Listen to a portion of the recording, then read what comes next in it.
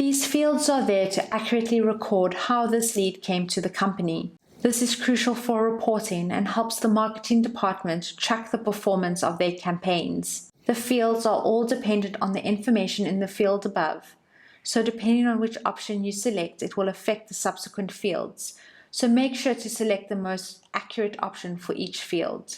Requested via allows you to select the method of communication for how the lead was first in touch with you or the company. The source channel is the channel through which the lead came.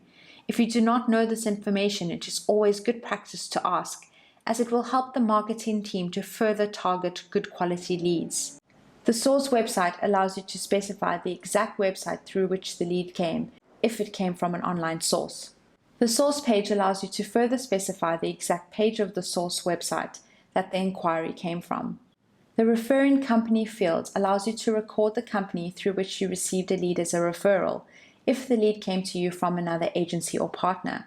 The company must be filled in the system first for you to be able to select it here. So if you have not added it already, go ahead and add it and then come back to this field and fill it in. The referring contact field allows you to record the contact through which you received the lead as a referral. If the lead came to you from another agency, referral partner, or existing client.